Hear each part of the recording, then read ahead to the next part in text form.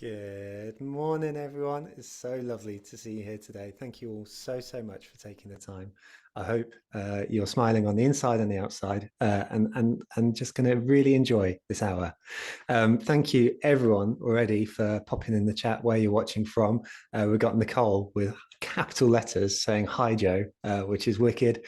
We've got Zoe in Reading. We've got Gabby in Edinburgh. Anya in Brighton, Julia in Liverpool, Billy in Bedhampton, which I've never heard of before. So hi, Billy in Bedhampton. It's so lovely to see you all today. And Sam, no, I am not in my PJs today. I am in my shorts. So the weather is lovely.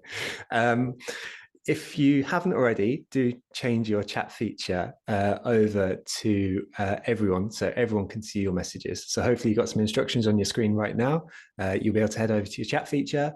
You'll see a little toggle. If that presently says hosts and panelists, click that, switch it over to everyone, then everyone can see your messages throughout the duration of today's session.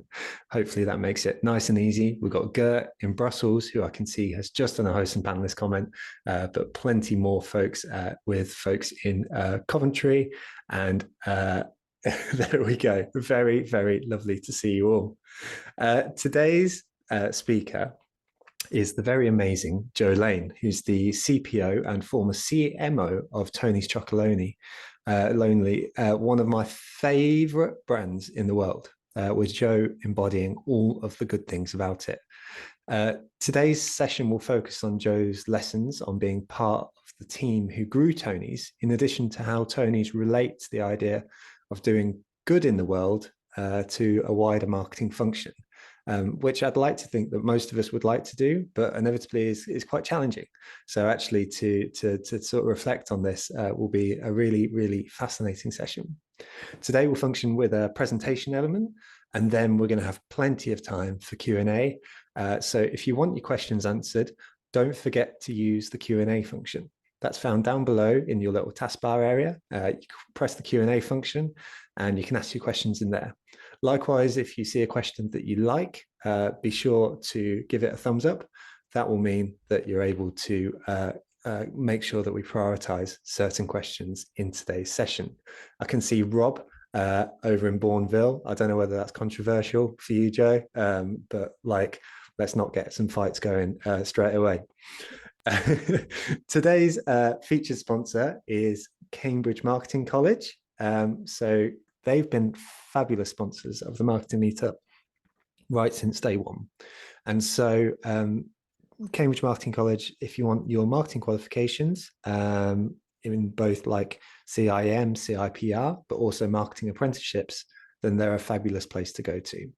A lovely thing that Cambridge Marketing College are also doing right now is that they really seem to be doubling down in the sustainability space. So with everything that we're speaking about today, we're doing good with marketing, then Cambridge Marketing College really are trying to do a lot more of that sort of stuff. So if you're interested in sort of sustainability marketing or get your marketing qualifications, be sure to check them out. Also, a big thank you to our other sponsors who will be featured in alternating weeks. They are Redgate, Exclaimer, and Frontify. You'll get a follow-up email after today's session.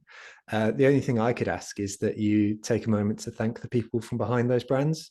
Ultimately, without our sponsors, we're unable to bring these sessions to you, and they're always good fun. So it'll be nice to continue to be able to do that. With all that said, that's my introduction done. So Jo, it's over to you. Thank you so much for taking the time. You're just an absolute legend. Hi, everybody, and thanks, Jo. It was an absolute pleasure to be here. I'm excited to talk to you all and talk to you all about chocolate and our mission. Can you see my screen, Jo? All good.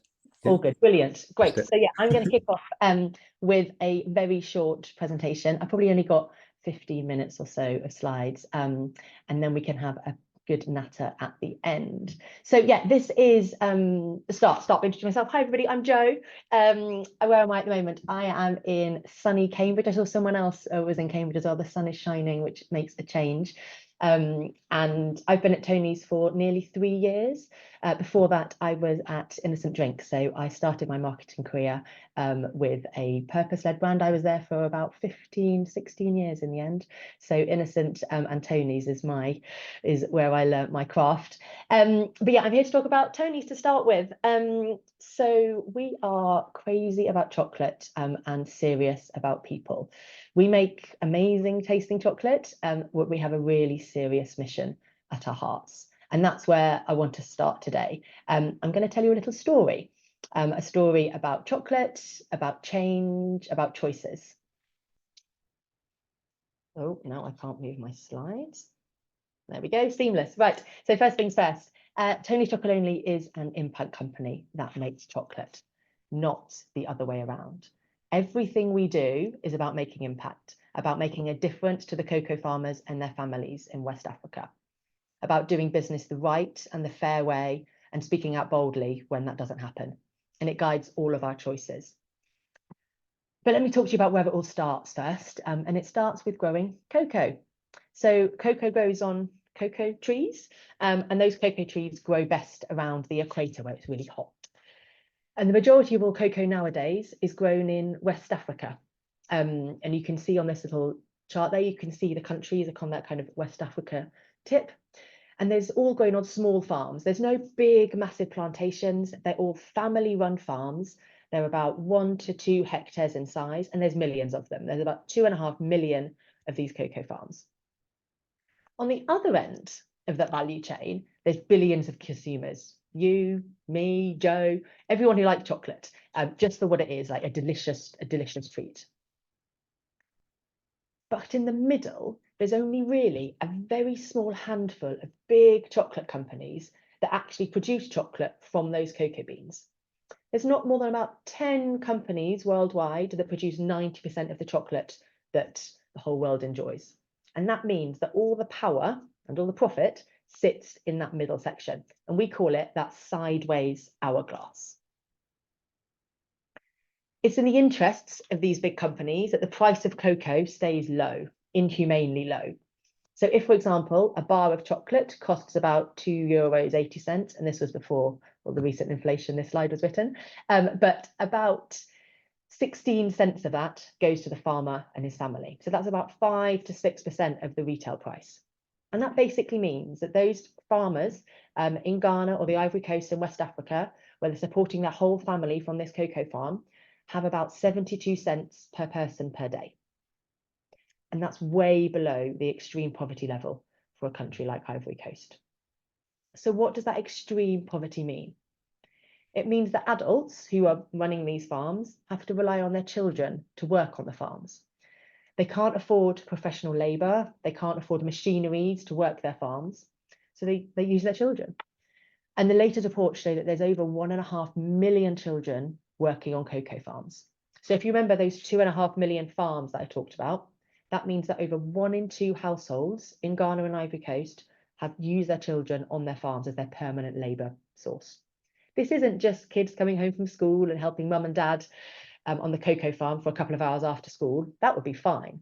This isn't that. This is them working all day long, dangerous forms of work. So using machetes, dangerous and sharp tools, spraying pesticides, working long hours in the searing equator heat. And I was there in January, and I tell you, it is absolutely sweltering. They're lifting extremely heavy loads, like 60-kilogram bags of cocoa beans on their back, and they're not in school. So this child labour it's horrible, it's really pressing, and it's caused purely by poverty and the price that is paid for cocoa. So you'd have thought that if there's only those handful of companies in that middle bit, in the middle of that hourglass, that control all that power and all that profit, then it should be easy for them to get together and fix it. And yes, and actually in 2001, there were 2 American senators, Senator Harkin and Senator Engel, who thought that way. And they set up the Harkin-Engel Protocol, which was aimed at eradicating the worst forms of child labour from cocoa in 5 years. And that Harkin-Engel Protocol was signed by all the big major cocoa players and all the big chocolate firms. And you think, hallelujah, we're there, sorted. Unfortunately, it was non-binding, and it required all of these big cocoa industries and chocolate companies to regulate themselves, and they did nothing. So here we are, a few years later. So back in 2005, and this is where Tony's you'll start to hear the story of where we came from. So there was a Dutch TV show. It was called Food Unwrapped. It was a bit like, it's like an investigative journalist program with a guy called Teun, remember that name, because that's where Tony comes from. And they look at the truth behind food marketing and some of the shady stories in food supply chains. And he was looking into chocolate. And he was shocked that in 5 years after that Harkin-Engel protocol had been signed, nothing had changed. And even worse, there hadn't even been anything to trigger or drive or start a change process. So Teun tried to talk to all these chocolate companies to make a story for his television program, but surprisingly enough, they didn't want to talk to him about the child labour in their supply chains. So he had another idea. He bought himself 10 different branded chocolate bars from 10 different companies so that he was sure somewhere in that value chain of those 10 chocolate bars, there would have been child labour. He put the video camera on himself and he filmed himself eating a bite of each of those 10 bars. He then took that video and turned himself into the police, saying that he was a chocolate criminal. He had knowingly consumed chocolate that had used child labour and they should arrest him. They didn't take him seriously. But he didn't stop there. So he hired himself a really expensive lawyer and he sued himself. He went to trial, he went through the Dutch courts, and obviously all the newspapers were writing about him, so it was all over the press. And the judge at the end of this lengthy trial said, well, actually, Teun, morally, you are right. But if I prosecute you, I have to prosecute everybody in the Netherlands who's ever eaten chocolate. And that's impossible. So the case got thrown out of court. So what Teun decided to do then was to set an example. He created 5,000 chocolate bars in an alarming red packaging when all of the chocolate in the Netherlands was blue. So he was zigging when they were zagging. And he used only cocoa beans that he could trace back to cocoa farms that he was sure didn't have child labour in. And so Tony's Chocolonely was born. Tony's is the international name for Teun, and Chocolonely for his lonely battle in the chocolate industry. And Tony's growth over the last nearly 20 years has been built on this principle. This year will be nearly 200 million in revenue, and we still work so closely with every single farmer that we source our cocoa from and pay a higher price that we are still eradicating child labour from our supply chain. And we've got the data that shows that it's working. So if you're looking for child labour, the industry average is this pie chart on the left-hand side of the screen, so just under 50%. So like I talked about, 1 in 2 children in cocoa farms in West Africa are working on their farm day in, day out. Where we source our cocoa from and the cooperatives that we've been working with for a number of years, and we've implemented our 5 sourcing principles, we see child labour rates of below 4%. Doesn't mean it's zero, but we actually think that's a good thing. It means that we are finding those children, we're helping them. If you don't look for it, you can't help it. You can't help it. And this is our kind of strategy on a page. So that yellow button there is the stamp that goes on all cocoa that we source, and you can see it on our chocolate bars just here. And it says, together we'll end exploitation in cocoa, which is our mission statement. And then we've got our 3-pillar strategy. So creating awareness, because ultimately that's the first thing we do, because ultimately we're convinced that when consumers and customers start asking and understanding what's in their shopping baskets and on their shelves and start demanding fairer chocolate, the chocolate producers themselves, those big companies in that middle of that hourglass, are going to feel the pressure to take responsibility. The second one is that we lead by example. We want to set the right example and show that amazing tasting chocolate can be produced in a different way. And the third one is inspiring to act.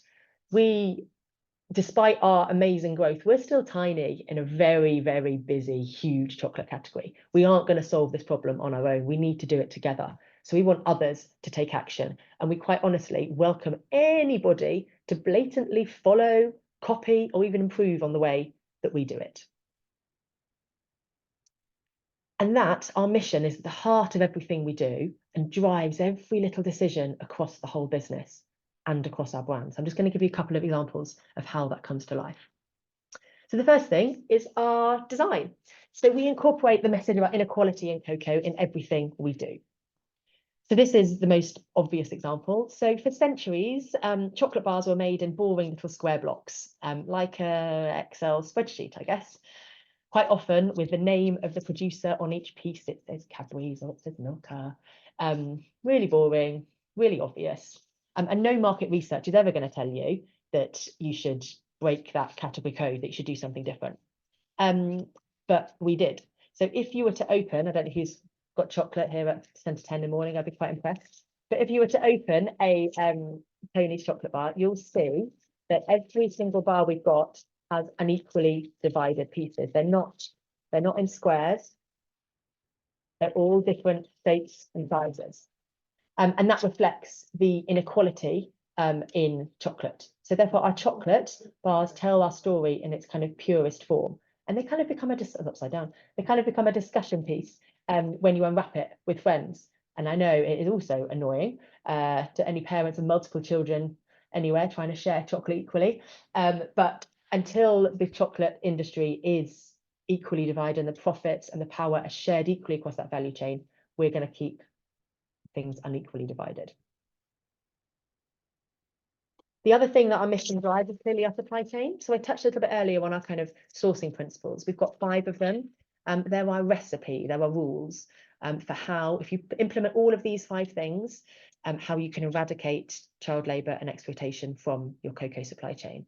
And we've got the data to prove that it works. So traceability, paying a higher price, working with the farmers, making sure you're signing up for long-term deals, and then helping them improve the quality and productivity of their farms. Those 5 things together are what get you the results. But we know, as I mentioned before, that we can't do it on our own. So we have an arm of our business. It's called Tony's Open Chain. It's a website, it's a platform, it's a supply chain, and it's completely open book, and it shares our secrets. So it shares our sourcing policy with anybody who makes chocolate and anybody who buys cocoa. It shares our formula. It tells you exactly how we do it. So rather than keep that kind of USP a secret, because our purpose is to eradicate exploitation, we know we need other people to copy it and we need them to work together. So we've opened everything up. And if any chocolate company or anybody who buys cocoa wants some help to do it, because let's be honest, it can be quite complicated, we'll do it for them. So they can join Tony's Open Chain. They can become a mission ally and we source their cocoa for them. And then they can put that yellow stamp onto their packaging. And that in itself has opened some amazing marketing doors. So last year, we partnered with the legends of Ben & Jerry's because they realised that our cocoa sourcing policies were gold standard and better than even Unilever, who owns them, could do. So they joined Tony's Open Chain, and they, for the next 5 years, have committed to sourcing all the cocoa that goes into their ice cream through Tony's Open Chain.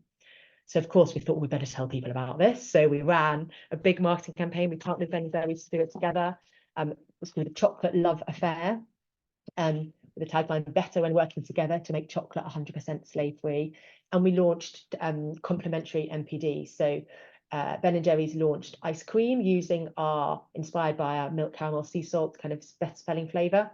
And we launched chocolate inspired by Ben & Jerry's chocolate fudge brownie and strawberry cheesecake bars. And that's the one no, it's not, don't have it with me. But that was all down to our mission, being able to partner with an amazing brand like Ben & Jerry's and then use the power of that story to bring it to life.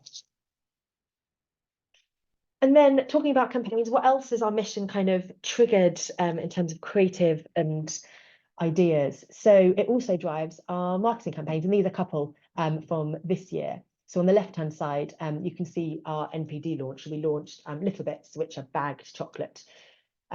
And you can see here a window in Whole Foods Kensington, which we took over. And we wrote the word balls and we wrote the word exploitation on a posh shopping street in London. And then on the right-hand side, you can see, I don't know if you saw it recently, it was half term. We did a campaign in Germany called Sweet Solutions. And we decided that we would copy the big chocolate companies in their products until they copied us by paying a higher price. So we launched 4 chocolate bars, replicating some big competitors. With replicated flavors and replicated wrapper designs. You can see them at the bottom of that. You can see a Twix, and you can see a Ferrero, and you can see a Kit Kat. And we did all the legal checks to check we weren't doing anything particularly naughty.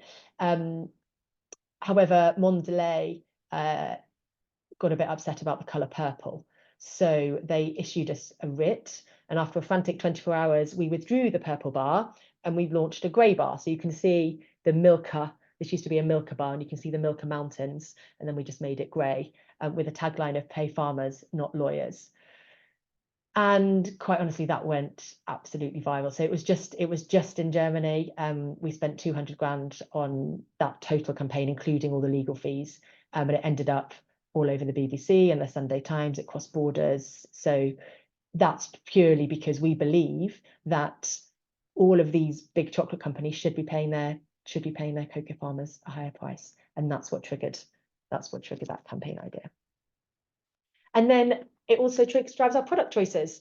So if you've been in any retailer over Christmas, you'd have seen our enormous advent calendar. It's too big, it doesn't fit on the shelves, which makes the retailers a bit cross.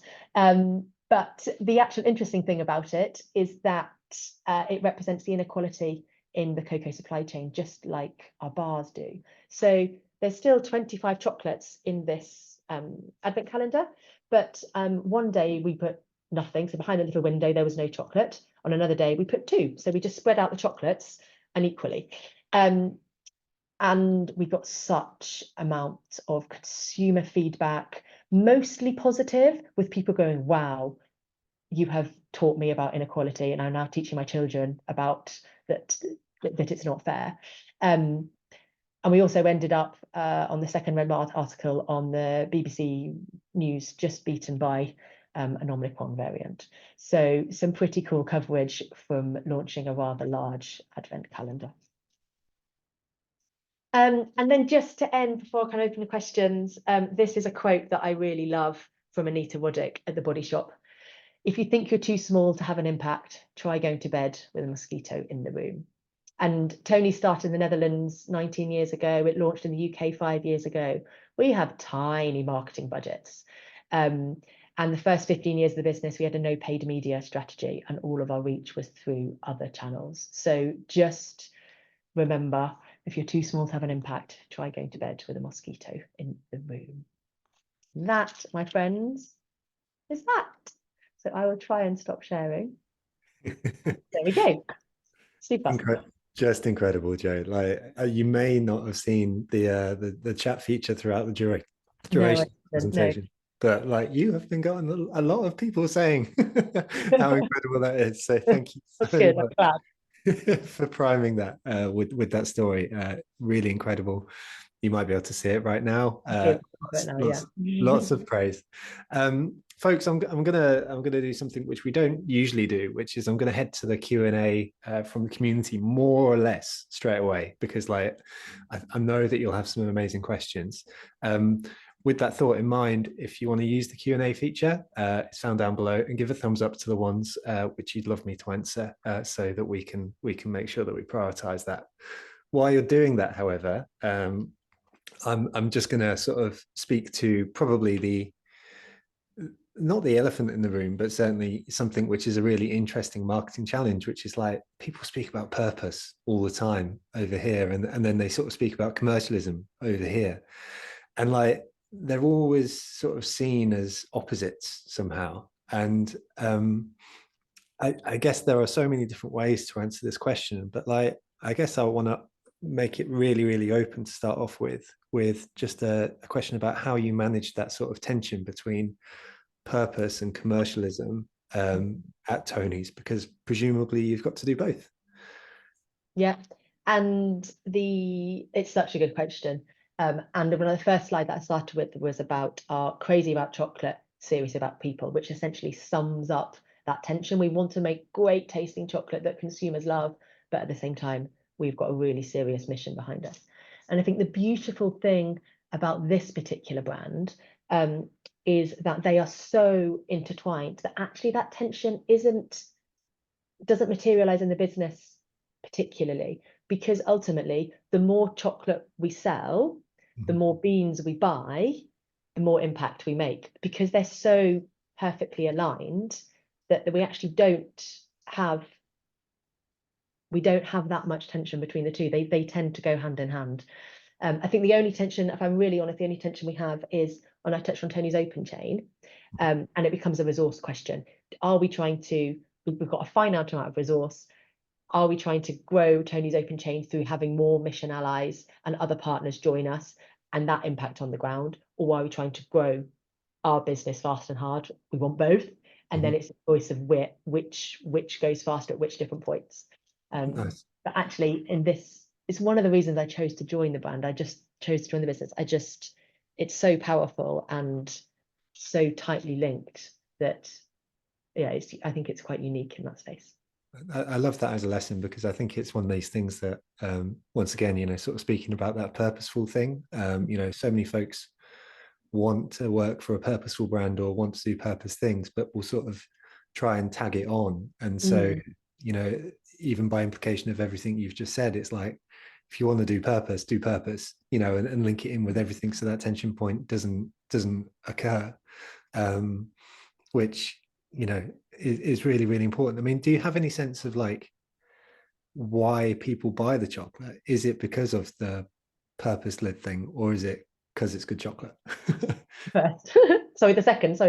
Yeah, I think so. I mean, chocolate is a impulse-led category. You don't write it on your shopping list, do you? You buy it when you're at the checkout or you're hungry. It's not such a considered purchase, and it is done primarily through, I want to treat myself, or I'm hungry and I want something that tastes delicious. So that is the first kind of purchase driver, and then in terms of how many people understand our mission in that detail that I've just talked through, very, very few. I think we definitely have a halo of, we are a good brand. We do good in the world, but the specifics of what actually that is and what that looks like, that's hasn't, no matter how pointed we are in our communication, ultimately people buy chocolate because it tastes great. And that's why this is, it does, I mean, the most important thing, it's got to taste bloody brilliant. So yeah. So true. We've got Louise in the chat who's saying, I first bought Tony chocolate because I'd heard about the purpose, but then I was completely converted into being a loyal customer because it was absolutely delicious. So slightly inverse I to just what saw was one that said, I do write chocolate on my shopping list. I'm like, I love you. Thank you. Whoever that was. Good for you. I want to pick up on one last element from the presentation, because I can see that there's 35 open questions right now, so we want to make sure that we prioritize those, which is that thing about picking an enemy. And so, like, I feel like when you sort of have been calling out the incumbent brands and sort of saying, you need to do better and stuff like that, but at the same time you've also got a call to action to them, which is join the open chain, and sort of join us. Yeah. What do the discussions look like internally about that sort of like, sort of calling folks out versus sort of bringing them in?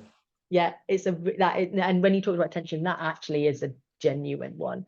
So, I mean, and it's a line we have to tread very carefully on, because we do want to work together and we do want to drive wider change, and that does require everybody to join. But at the same time, they're not doing it quickly enough and they're not doing it well enough. So the line that we try to take on that is speed and urgency, because yes, all of the people who work at these big chocolate companies, is of course they're all good humans. I'm sure they all would love to live in a fair, equitable world, and they also in their vision statements have a similar vision statement of a fair, equitable supply chain and cared for farmers, but they're just not doing it quickly enough and with enough sense of urgency. So that's the point where that's where we can really bite with them. And then the honest answer is, come and join us and join Tony's open chain. I think if the likes of Mars or Nestle, they're not going to join a competitor's, they're not going to join Tony's open chain, and we know that. If they're going to do it, they're going to do it their own way, and so they should, because they are huge, successful organizations who have the power and the capability to do it well.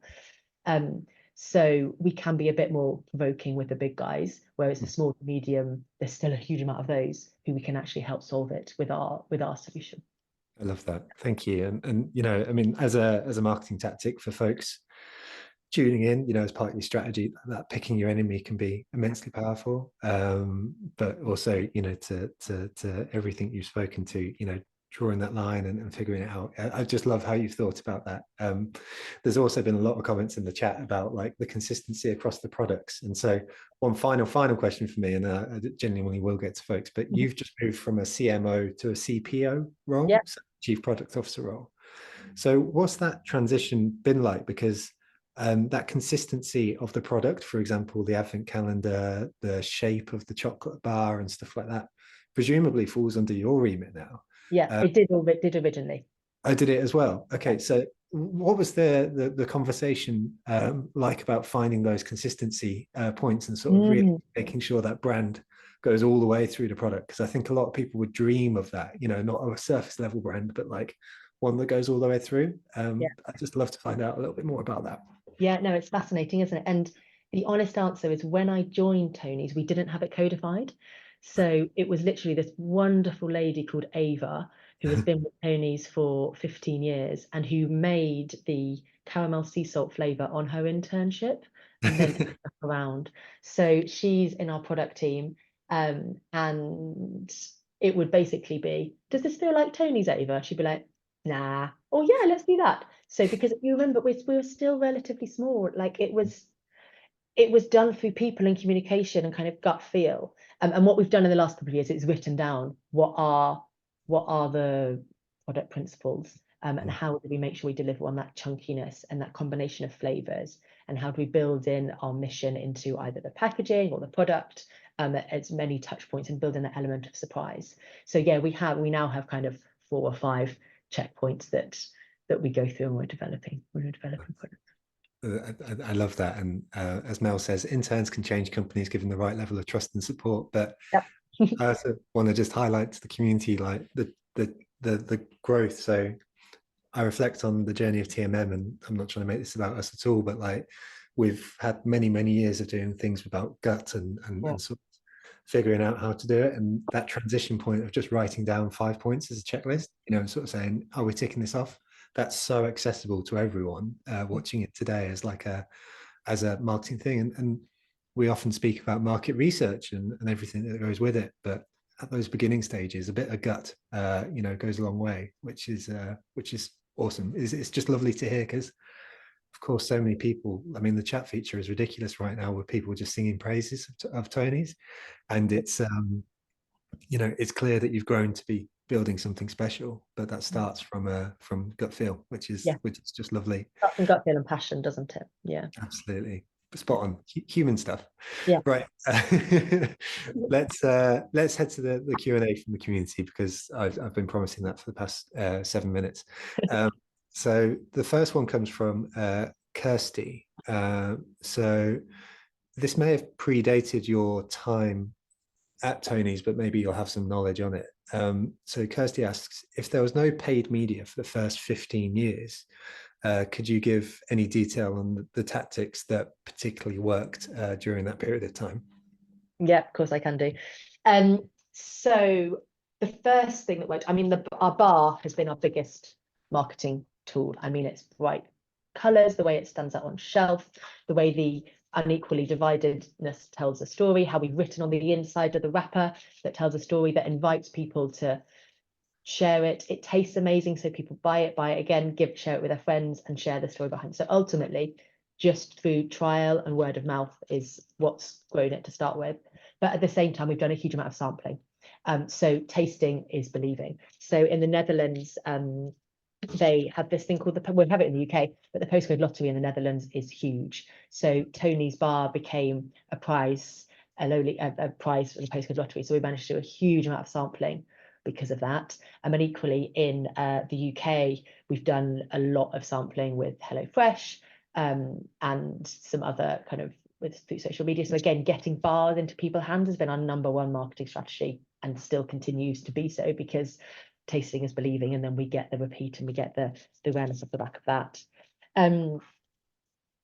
The other thing that we've done, particularly in the Netherlands, as I talked about this, the brand grew up through Turn and his story in the newspapers, and that very much carried on with some of the political lobbying that the brand did around fair supply chain practices, and around some other kind of a little bit controversial big stunts that they did, essentially got them a disproportionate amount of earned media. So, but broadly speaking, it's been bars in people's hands through sampling and some earned media that's got it to where it is. And just looking, I think also you mustn't forget how different it looks to, I mean, the rainbow color that puts on shelf, it's a real billboard for the brand. So I think the visibility that you have in store has made a big difference.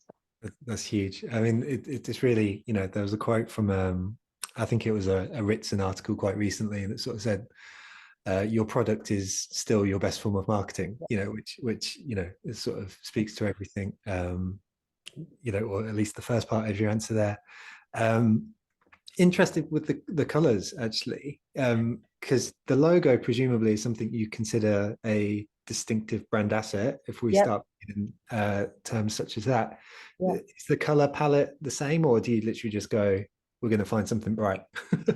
Well, you've toppled onto a big project we're working on at the moment, because we've got so many colors and consumers are stopped by color. So I like the orange one, I like the purple one. I mean, quite honestly, running out of colors. And we've got too many shades that are too similar. So yes, so I haven't even got our red bar, which is with me at the moment. But yes, they all look and feel like this. They're all bright. We hate a pastel. So that's no pastels allowed. Fluorescence, great. Big, bold, bright colours, brilliant. No pastels. So I've forgotten your question, Joe. I started blabbing on about no, just whether bright colours is your distinctive brand asset, or whether or not, you know, you just pick something bright and neon. So. No, well, the two colours that started with were a milk bar and a dark bar. And in the Netherlands, where the brand started, the milk bar was dark blue and the dark bar was red. And that was very much the category code.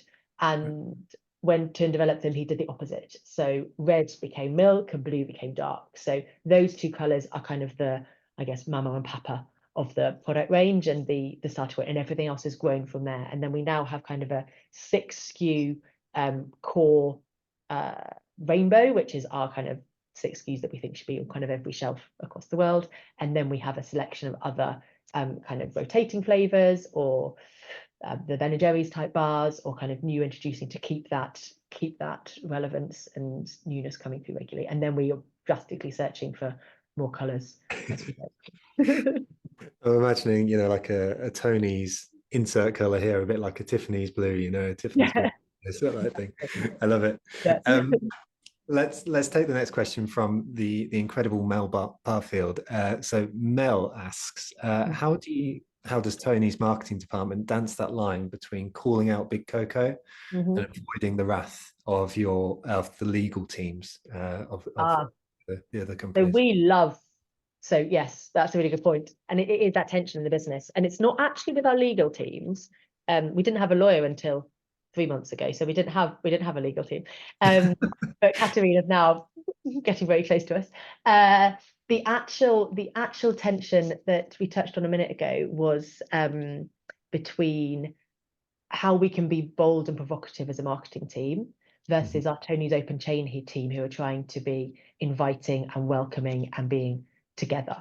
So that's actually the tension that we have to kind of park that line on. And to be honest, there's two things that happen. Firstly, they were very intertwined, Tony's Open Chain and Tony's, for a long time, and we're trying to pull them apart slightly as two separate brands, still under the same roof, but so that we can have a different tone of voice and play a slightly different role in this story. And then the second answer is, it just again comes down to human connection. So we'll come up with an idea that we think is pretty punchy. We'll run it past the Open Chain team, who go kind of an ashen shade of grey. And then we have a bit of a conversation and see how we can soften it or talk more about urgency and time rather than another lens. And then the honest answer is that they are paying the fair price for cocoa, and there is no way to hide that. So we can be really strong and bold, and the Tony's Open Chain team are fine about that. They're not paying a higher price. Yes, you can shout and scream that from the rooftops. So there's certain topics that we can be really, really punchy on, and so we kind of stick to those. I love that. I mean, I think that speaks to presumably, a sense that you are doing right, and therefore one of the comments in the chat earlier was like, that's such brave marketing, but like maybe it doesn't feel brave to you because it just feels right. Is that a sense within the team, or do you feel you need to sort of push the boat out and feel a little bit I think brave? sometimes I remember you do have to sometimes feel brave. I remember launching the advent calendar and having it in my diary where on day 8, which was the day there'd be no chocolate, and just thinking, oh my goodness, how is this going to go? So there's not every moment you think, yeah, we've totally nailed this, we're absolutely on the right side of that line. Yeah. You still have I've done all my work, I've convinced myself and all the stakeholders this is the right thing to do, but I still need to take a deep breath. So yeah, 8th of December 2022 is going to be in my mind. And did you get it? Did you get a bunch of feedback from folks, or was it Oh, all it exploded. right? Absolutely exploded, yes. So I'm like mostly positive, and then occasionally just some really, really cross people as well. Nice. So yeah, but No, yeah, fun. that's just interesting. There's Rob in the chat here who's sort of speaking about the bold purpose or the bright colorful tastiness and stuff like that, and again it just sort of speaks to everything that hopefully you've got across so far, which is that idea that it's about the chocolate first, and so there'll be still some people who don't get it despite the Yeah, incredible purpose behind it, and which is yeah. And that's fine, because ultimately they're still making a difference by buying a chocolate and enjoying it. They're still making a difference to those cocoa farmers. If they don't, I mean, I'd like them to know, but if they don't actually mind and just want to eat the chocolate for good chocolate, happy days, they're still making a difference. So hang on, love yeah. it. And we've got Amy offering some sympathy in the chat, who said, I really felt for you that day. It was hella brave, but I can only imagine the amount of stuff you had to deal with. So you had some sympathy right there. Let's take the next question from Nada, who asks, how much of Tony's marketing budget is allocated to your expected growth and brand building channels versus mission building / system change efforts? I appreciate this is part of the brand building, but I feel different to classic brand awareness efforts. Hopefully that makes sense. Yeah. So we split it into two things. We split it into brand awareness and issue awareness. So what's growing the Tony's brand and what's talking about the problems in cocoa. And we broadly have a kind of 60-40 split, with more against issue awareness than brand awareness. Oh, wow. That's perhaps not surprising, but Yeah. that's And again I mean, the beauty is when you do both, isn't it? I mean, that's when the real magic happens. So there's been some examples. I mean, the Ben and Jerry's one was a good one when it was talking about, we're talking about brand awareness, we're talking about issue awareness, we're talking about a great product. Like that was the holy trinity of everything. So then we put all of our money against that. And there is not a lot of money to go around because we pay our farmers fairly, but we're still trying to be competitive on the on the shelves. There's not a lot left at the bottom of the P&L, unfortunately. But that's when it all comes together. That's amazing. We do sometimes have to choose, are we talking about mission, are we talking about taste, are we talking about NPD, and what's our comms message? Yeah, I love that. And for anyone interested, there was actually a presentation way back when about how to build a communications plan, where the folks from Ben and Jerry's actually spoke about it from the other side. So I'll link that in the follow-up email, because they gave a step-by-step and showed some examples of how that campaign worked together. Yeah. Let's take the next question from Emma. So Emma says, the strategy is so well put together and the story so coherent with what you're doing and producing. How long did it take to get to this point, and do you continuously review this? Good question. I'm going to ask the second part first. Do we continue to review it? Yes. So I think any strategy needs a relook at as soon as you learn something new, and we're learning new things the whole time. So yes, we would continually renew it. And then how long did it get to? So I think it's evolved quite a lot. I mean, the mission's always been very much part of the brand, and that I inherited, I guess. And then how we bring that to life, that has evolved over the years. And kind of, like I said, when I started, nothing was written down. It was all in people's heads and hearts. So actually trying to translate that into some clear choices, and a clear plan going forwards has been kind of the biggest thing that I've been doing. And just like I said, once we've done that, something else happens. We go, oh, okay, well, we now need to pivot over here slightly. So yeah, it never sits still. But I think we've now got to a place, we're getting to a place at least, where we're clear on the kind of golden principles, and our big choices. But yeah, never stay still. I mean, if you've seen cocoa prices recently, nothing stays still at the moment. Well, no, you were speaking about that as a challenge at the beginning. So maybe to loop together the idea of the cocoa prices changing, but also with what you've just said about the sort of consistency and people holding it in your head and heart. You've been at Tony's long enough, presumably, to see quite a lot of change. And like, how do you sort of keep that sense of bravery, that sense of agility, for want of a less horrible marketing term, Yeah, you know, when presumably the organization is growing and yeah, like bureaucracy starts coming in and yeah, stuff like yeah. that. How are you facing up to that particular challenge at the moment? Yeah, and it's a really good point. So the business is exploding. Our growth is amazing, but we've got quite a young team, which means that people at that stage of the career where they move on quite regularly. So we have actually, I mean, we had an all hands meeting last year, and we asked people to stand up if they'd been in the company less than 12 months, and literally it felt like the entire room stood up. And I was like, my gosh, I've been here 3 years and now I'm one of the old timers. So how do you keep, when you've got all these new people coming in, how do you keep that bravery, that boldness, that edginess, and that agility? I think it comes down to a couple of things. It comes down to what screening we recruit against. So as well as looking for kind of capability in the function we're recruiting for, we also recruit against what we call a resilient shaper. So that is our phrase for people, I mean, who we want, who can come in and, I mean, Tony's, when you join it, it's a bit like a wind tunnel. There is so much going on. It's so busy and everything is constantly changing. So you have to be that person who can deal with that ambiguity and deal with that change and be cool with that. And then also shape. So can you bring your ideas? Can you bring your thoughts? And can you shape it into whatever piece of the business is yours? Can you shape that into a better version of what it was before? So that's the kind of screen that we look at when we're looking for new people to join. And then the second thing is when people join Tony's, they get really immersed into the brand and the business. So they'll sit down, they'll come to our product kitchen, they'll watch it, they'll make their own chocolate bar with the products team. They'll sit down with Clink, who's kind of been part of the brand, a brand director for a number of years, and he will talk to them through what is Tony's, what isn't Tony's, this is how you make it look and feel. And we give examples of when we've done brave, bold, challenger brand marketing and kind of hero those moments. So, but it all comes down to people and connection. I So, mean, yeah.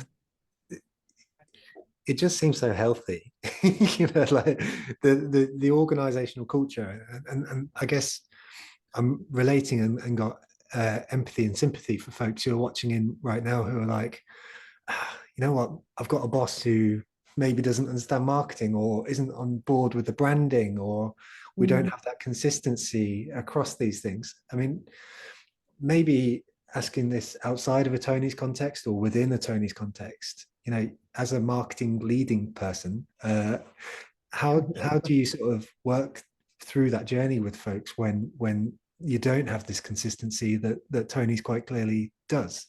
Oh, it's tricky, isn't it? And I think if you're not the leader in that team, then I think what I do think you can do is to be the leader for the bit that you are. Everybody's responsible for something, whether you're here or here.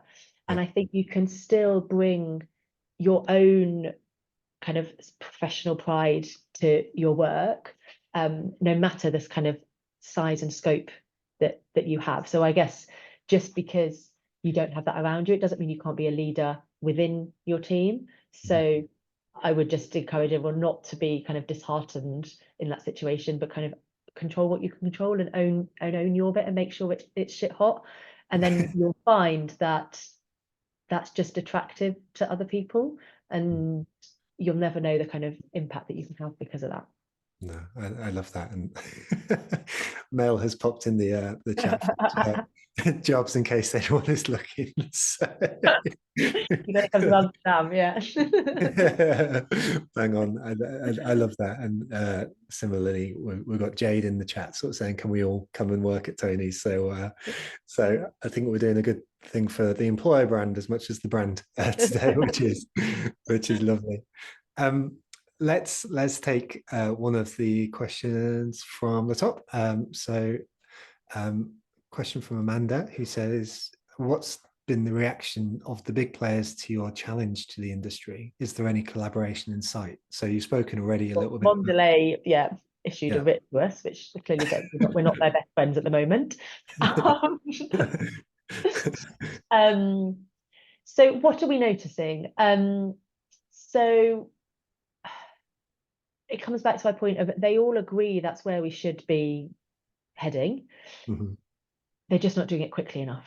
Yeah. So have we seen enough action yet? No.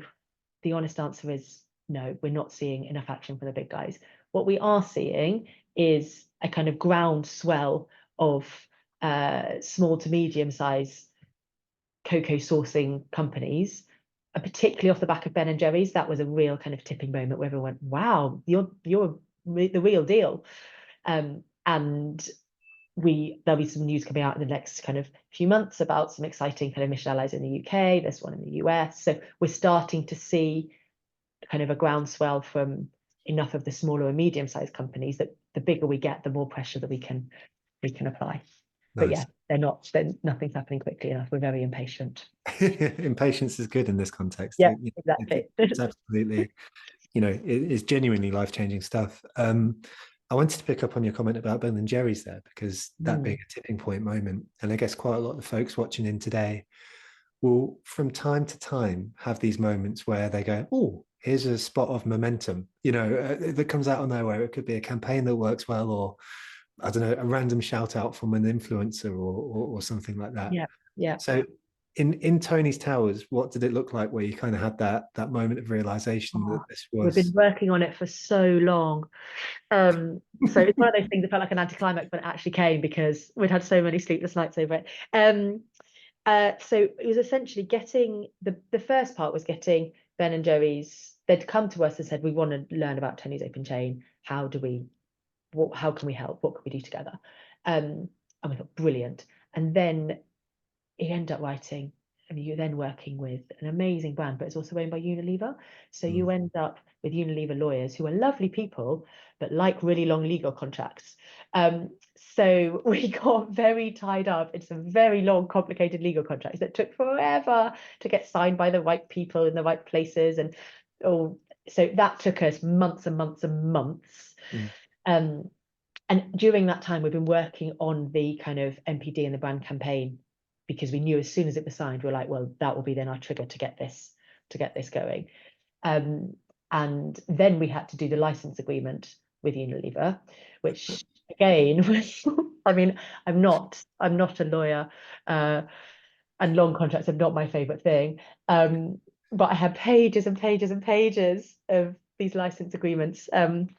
Anyway, once we finally got all of that kind of locked and loaded, we could then go on with the fun stuff, and come up with the flavors and come up with a campaign. And I mean, that just felt amazing, like announcing that to the world with Ben and Jerry's and their power and voice, particularly in the US, where we are still a very small brand, was just amazing. And to get to work with their marketing team was fascinating. And I went to talk to the Ben and Jerry's board and told them the story I just told you. So yeah, it was amazing. We had a big celebration at Choco Central, our kind of head office, because it really felt like well, it really was. I mean, it was the coming together of two really symbiotic, amazing brands for a really important mission. So just the whole stars aligned.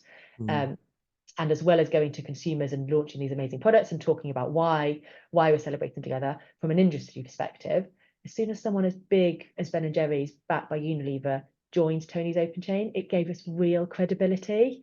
And we were no longer just this annoying mosquito in the room. We then actually had some substance to it. So it was a real tipping moment for us as a business and a brand and for our mission. So yeah, it's just fabulous. I want to pick up on a chat comment here from Amy, because there's people applauding it. So Amy says, I think businesses need to see that it is possible to do things ethically and turn a profit. So the more you can do to spotlight these other businesses, the more other businesses will see it's possible. I guess as we're drawing to a close, I'd like to open a real big open question, which is this idea of how we can start to build marketing functions or businesses that feel like it does both. And I feel like throughout, hopefully, today's session, we've touched on all these themes. But if we were to try and bring everything together into, sort of a couple of minutes of reflection on, how one can both do commercial and also purpose. I'd love to hear your open thoughts on that. Yeah. So I love that. I can't remember exactly, was it Mary who said it? But the way you phrased it was beautiful. Amy, sorry, Amy. Yeah. My sister's called Mary, so I was feeling. So I think it's so important, and it's something that we constantly have to remind ourselves at Tony's, because in order for people to realize how possible this is, they have to be inspired from all different angles. So you have to be inspired from doing something good, but also running a successful commercial business. Because if you just do one without the other, nobody's going to copy you. So we have this phrase, we're not a chocolate distribution charity.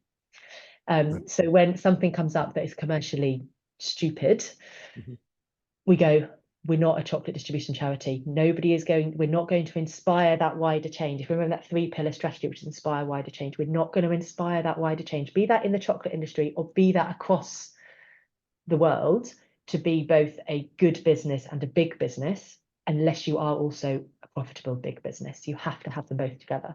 So it's tough, but that's what kind of really, really drives me, the desire to show that you can be both good and big, not just one or the other. And there's so many movements out there. I mean, I'm a massive fan of B Corp. There's so many amazing brands, and that seems to be getting a huge amount of momentum at the moment. And the Better Business Act it's kind of been trying to get through the UK Parliament. There's a lot of stuff happening here, but I think it's it's critical. If we're going to change the way that we run our world, we have to be able to be both good and successful. Beautiful. Thank you, Jo. I really appreciate you speaking to that, and I think that's just a lovely way to bring a close to today's session. So thank you so much. Wonderful storytelling at the beginning, and likewise for taking the questions from myself and the community. The chat throughout has just been unreal. So thank you also to everyone watching in for such a brilliant session. You're endlessly appreciated every single week. So you're just the absolute best. Also, a big thank you once again to our sponsors, just as a final shout out for them today, to Frontify Exclaimer, Cambridge Marketing College and Redgate. These sessions don't happen without these folks, so a big thank you to them. Once again, you'll get those in the follow-up email. If you can say thank you, it makes the world of difference. With all that said, we're back next Tuesday with the Chief Communications Officer for Manchester United, speaking all about leadership, no matter your job title, which was in fact one of your answers today, Jo. So that was really, really great. With all that said, thank you very much. Hope to see you next week, and take care, everyone. You're the absolute best, and I hope you have a brilliant, brilliant, brilliant day. Take care.